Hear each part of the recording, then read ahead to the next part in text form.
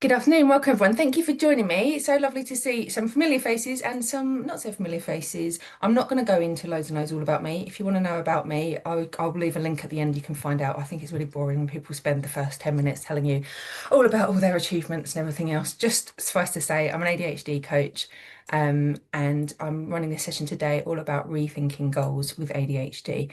It's not a kind of strategy session where we sit down and plan out our whole year because I just don't believe in that. I don't necessarily think that works so well. But it's rethinking. So it's a different way of thinking when you're trying to set your goals. And this came about because pretty much all of my clients over the last few weeks, like in the beginning of this year, have come to me in their session saying, I don't really know, I know people are talking about setting goals. I don't really know how to do it. I know even if I do, I won't stick to them. So, look, have you got some advice? And so I said I'd put this on as a bit of a kind of educational piece, and then you can talk about it in coaching if that's what you've got individually. So I said I'm not going to go through all that. That's just on my deck. Um, so Getting started, I have got some notes down here just to say, I know I've got the things on here. You don't have to follow what's on the screen. They're mostly prompts for me, but I've also got my notes down here. So if I'm looking down, I'm just doing that because my memory is not brilliant and you don't want me going off on loads of tangents. So just first of all, really quickly, traditional goal setting often doesn't work for people with ADHD. And that's because for lots of different reasons. And lots of us start the year with this motivation and big plans. And I don't mean just years. Sometimes it's like the week, isn't it? It's like Monday, right? It's Monday. We're going to get going. I've got loads of motivation. I've got big, big plans and I'm going to get going with it. It doesn't always come to fruition. The neurotypical advice, and I'm not, sometimes that works for us, sometimes it doesn't, but often focuses on these SMART goals. Have you all heard of SMART goals? It stands, yeah, well, boring. I did it in my degree. I mean, I think it's got some benefit, but really, it's all about discipline, consistency, productivity. What are you going to get done and when? Um, but the result for us, if we try and do that, if we try and stick to that, is that we overcommit, right? How many of you guys are, yeah, okay, I'll do that. Yeah, I'll do that. Yeah, yeah, I can see some hands. Then we burn out because we've said too much to too much, said yes to too much, sorry. And then, or we just, even if we don't go on full on burnout, we have this kind of quiet self-disappointment. So I've just noticed a typo there, but that criticism, yeah, because we don't want to keep facing that failure of, oh yeah, I'll do it, and then I'll burn out, and so then I can't do it, and then you think, oh well, I can't do it, so it affects your confidence and everything else. It's not about your ambition; it's just about the way that the goals are framed. Now, when I was thinking about preparing this, I was going through what I wanted to get across, what I think is really important. And I think what happens often is we have these goals that are based on output. Okay. So it's about this, it's back to productivity. And I know a lot of people come to me with coaching and say, how I want to be more productive, like, I want to get more done. And I think this is often what we set ourselves is these goals that I need to post more on Instagram, you know, I want to get more clients. I want to work harder, all about more effort, doing more. And actually, it's just not so helpful to set these output goals because they don't answer why are we doing this? What's the kind of reason behind it? Why is it important? We often chase the activity because it gives you that short-term dopamine. You know what happens, don't you? You've got your to-do list. Oh yeah, I've done that, done that. How many people add something to the to-do list after they've done it just so they can tick it off? Yeah, yeah, because it makes you feel good, doesn't it? It's like, I've done that, I've done that. Yes, to do, done, done. All right, and it gives you that short-term dopamine. But what happens is when you have this constant activity without any real kind of direction, it just leads to that exhaustion and possibly burnout. And that progress without meaning is hard to sustain. So instead of asking, what should I do more of? What I think is really important is to ask, what do I actually want to be different? So that's your starting point. Not I want to do more of this, I want to do more of this, I want to do. How do I want my life to look like? Or my work or my business? Where am I now? Where's point A? Where's point B? We'll worry about how to get there in a minute. But the first thing is actually what is the direction I'm going in? We might not get directly there. We might kind of go off on a few little tangents. I've got a client that talks about chasing squirrels, where she's got her kind of, she knows where she's going, and then she sees a squirrel, goes, oh, off on that. And sometimes those squirrels are worth chasing and sometimes they're not. And, we have to come back to the path. But, life would be a bit boring if we didn't chase any squirrels, wouldn't it? So that's my suggestion. I think we need to look at what should I do more. So not look at what should I should do more of, but what do I actually want to be different? So that's your starting point. You might have that now. You might want to write that down. I'm not asking you because I know it's a big question, but at least write down the question, even if you haven't got the answer right now. And that's your starting point when you're working on it yourself. So what we want to do then is shift from output goals to outcomes and impact. These are the things that I think are important. Just to say, everything I say on here isn't, gospel, it's just my opinion on it. You may or may not agree. You might take it in a slightly different direction, but some of these things might resonate. So output, is what you produce or do. Your outcomes are what will be different if things go well. If you go in the right direction, what will be different? And we'll look at some examples in a second. And then impact is why that difference matters. And it could be impact on yourself or on others. It doesn't have to be an altruistic thing that like I have to have impact in the world, I go out and have impact. It can just be, what's the impact on me? What difference does this make to me? Why am I doing it? We'll go through all of these individually in a second. I just wanted to introduce the idea. And it's important for ADHD brains because motivation tends to be, I know I'm talking very much in generalizations here, but more emotional rather than logical. Okay, it's not about what we know we should do. We all know what we should be doing, right? But when we can really buy into the why, that motivation tends to be a bit more likely to happen. I'm not denying the neurobiological impact of, dopamine dysregulation and all of that kind of thing. That does make it really, really hard. But what we're trying to do here, we're not saying, oh, we can fix it and we can not be ADHD, but let's try and make it a little bit easier. So if we put in that emotional stuff, that makes it much more easy to manage than when we're just relying on logic. And that purpose sustains that effort better than just discipline. I think like be disciplined is just, it's a concept I personally don't really understand. I just can't be disciplined, right? What's my purpose? What am I aiming for? Am I making small steps? Am I taking small steps and making small progress towards that goal?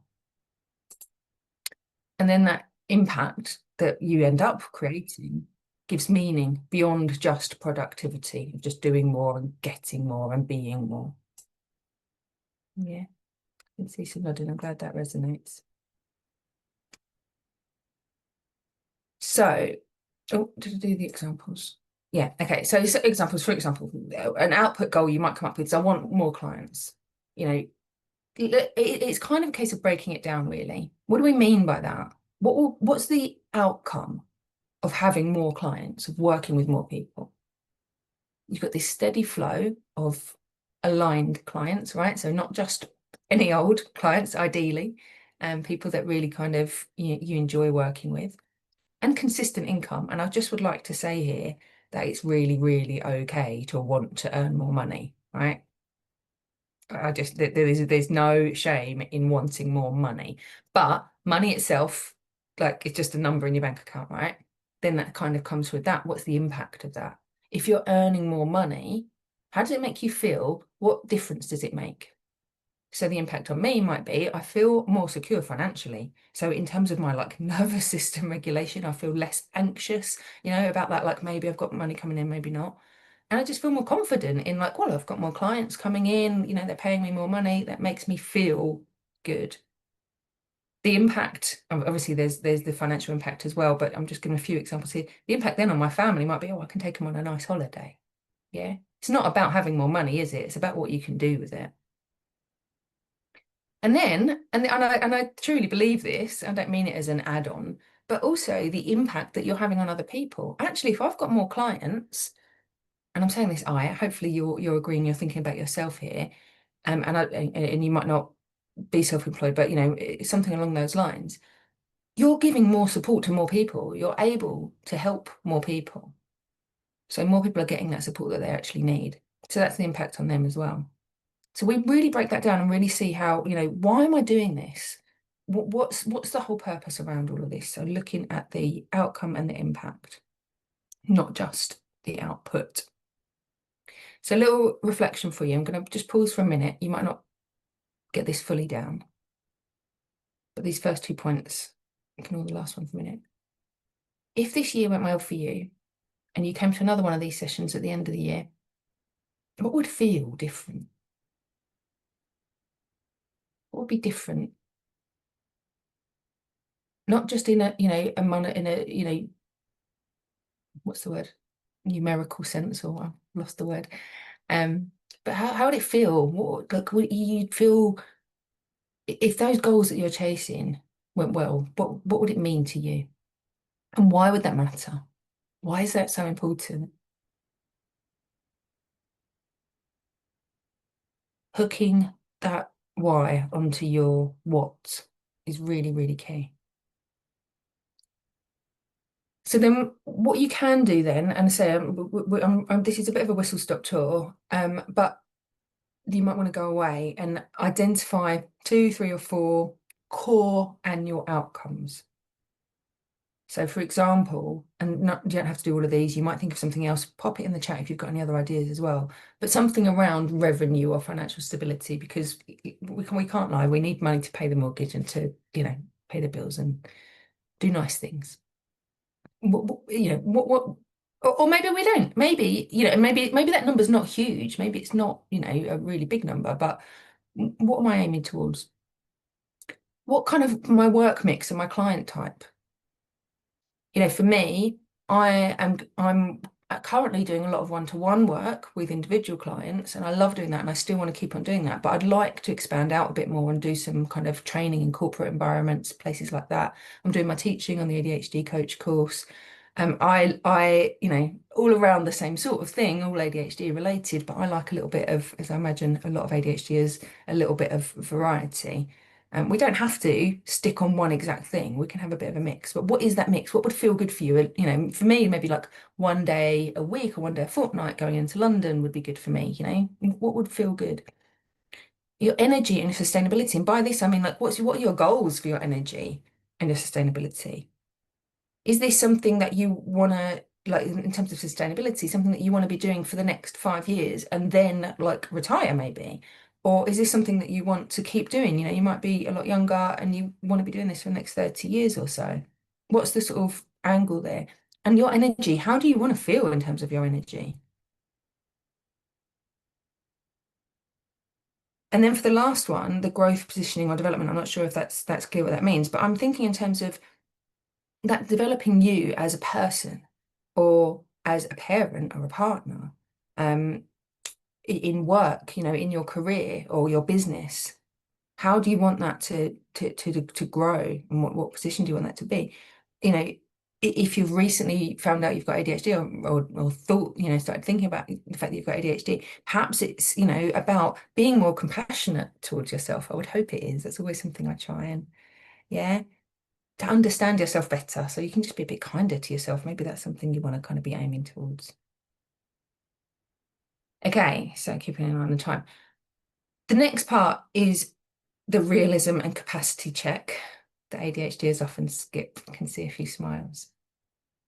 And I found this really hard when I was planning this, because I'm very much not someone who wants to kind of curb ambition and say, well, be realistic about what you can manage. You've got ADHD, you can't do that. That's a load of rubbish, right? Okay. ADHD will make some of what you're doing harder. I'm not going to deny that. Some of, the planning and executive functioning might be more difficult because you've got ADHD. Doesn't mean you can't do it.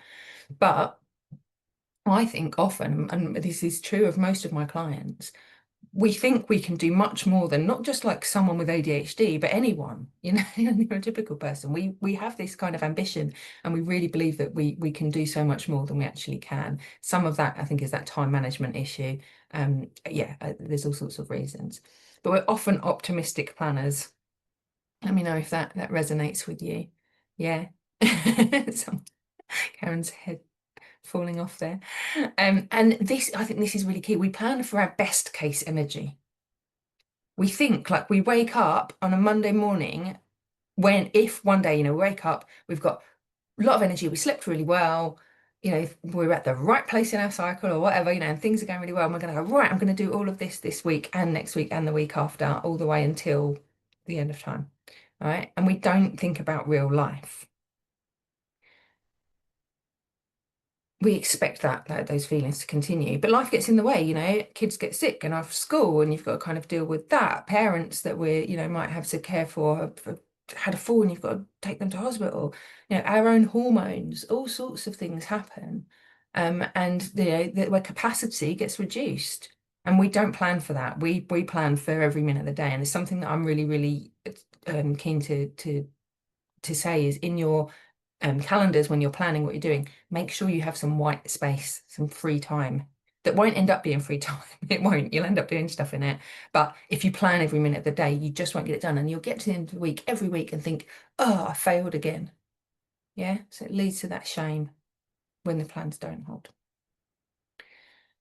So thinking about your capacity, and it's not about capability. I mean, yeah, there are some things, obviously, there's realistic. There are some things that, you know, I'm never going to be able to run a marathon in 3 hours. Like, I just can't, like, you know, but there is a realistic, you know, sometimes around those things, but more around your capacity. What can I really do with everything else that I'm doing and everyone else that I am?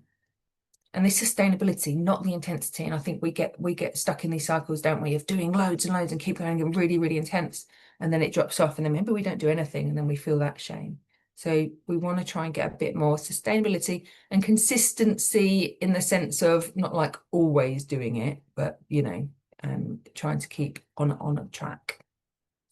All right, there's something in the chat. I'm just going to read out quickly. So if I am planning something and it needs to be realistic, I break it down and put time estimates against it. Brilliant. That's a really good tip. Yeah. So actually each individual thing, break it down like, oh, this will probably take about an hour. Let's break it down. Okay, that's adding up to 2 hours, right? Yeah. So to get practice that time awareness. And also I get that like, sorry to interrupt, I get that like time blindness where I'm going, oh, it's only going to take me 10 minutes to do that. And then when I look at it, I go, it's not, is it? Come on. And then I might split it over like 3 days so that it's not a massive chunk. Yeah. It just helps me to feel less rubbish if I don't do something.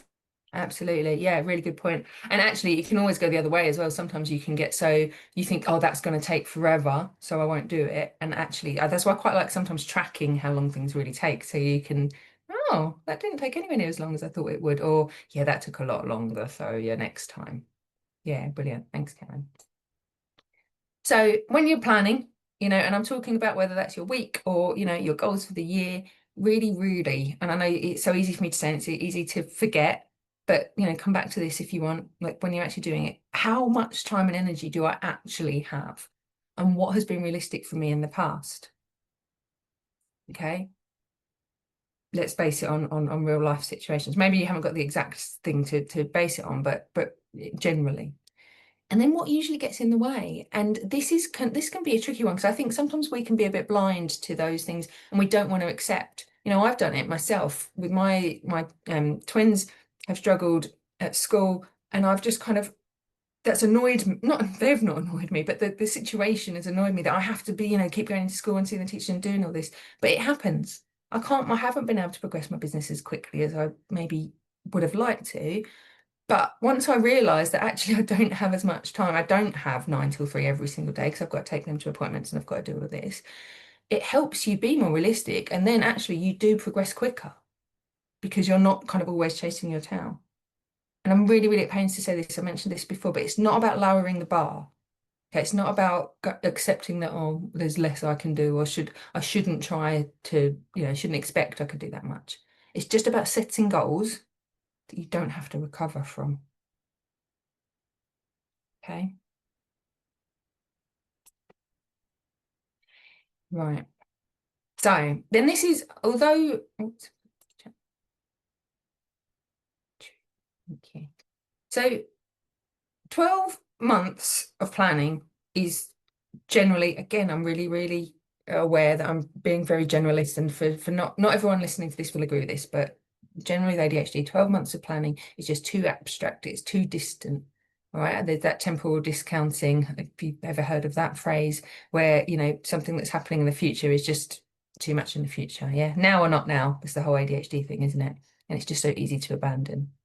So my suggestion, I think that sort of usually works well for me, is to work in what like sprints. Now, traditional business strategists will often talk about 90-day focuses. And if that works for you, that's brilliant. This is one of these places where I'm not going to tell you the way to do it, because this is absolutely what works best for you.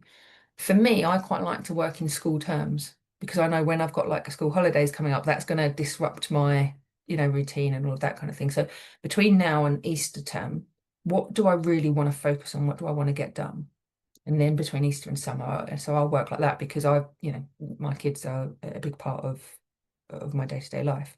Or it might be key dates. It might be like, okay, so your birthday's at the end of March. So between now and March, between now and like my birthday, I want to get this done. And then I'll, have some celebration on my birthday, and celebration on those goals. And then I'll work until, whatever it is, my holiday in May. And it's not that it'll work, but these are the things that I'll focus on, and try and stick on one or two priorities at a time. And rather than trying to do all of the things all at once. Yeah, so giving it that focus. So, again, one of my clients is talking about building an online business. And, we're talking about this rather than just, this year I'm going to build an online business. There's a little bit of this smart stuff happening here, I guess, because we need to be a bit more specific. But actually, like over the next, say, 90 days or between now and whenever, what I'm going to focus on is not building an online business, which is this just big old, not random, but, vague idea, plan. I'm going to test one online offer. I'm going to decide what I'm going to launch. I'm going to launch it, and I'm going to learn from it. And I'm going to see what happens and use that learning for the next time I launch something. Then by the end of the year, you're going in that direction of that, right? But we're getting a little bit more focus. Reduce the pressure, get some momentum, and allow some learning and adaptation to happen.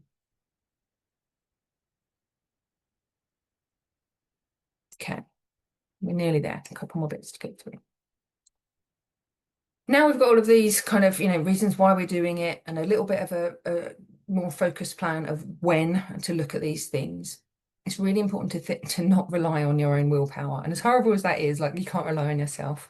Sometimes we have to accept that we can't just rely on willpower. Just because I really, really want to do it, just because I really, really, really want to win the lottery, I haven't done yet, you have to maybe go out and buy a ticket in the first place would help.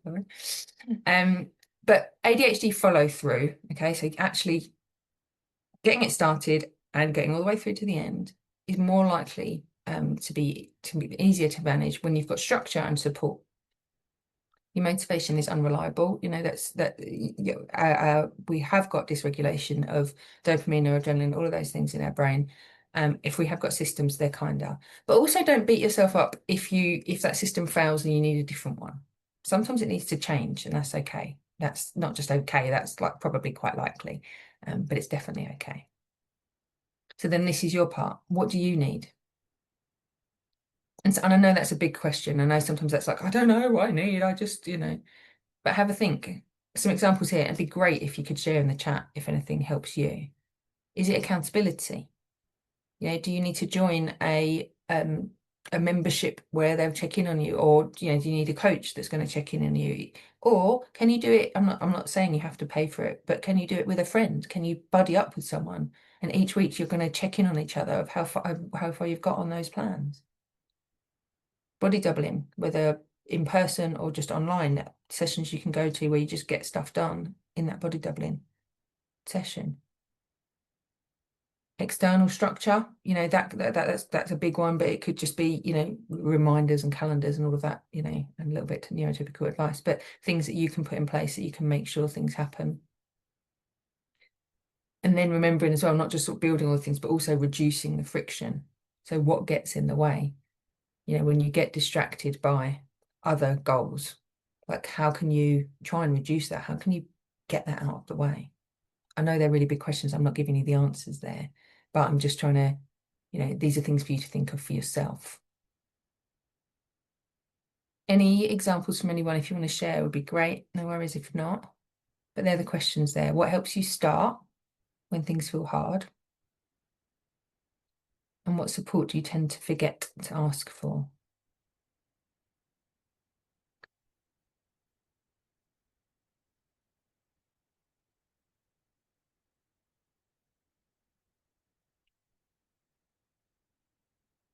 Okay.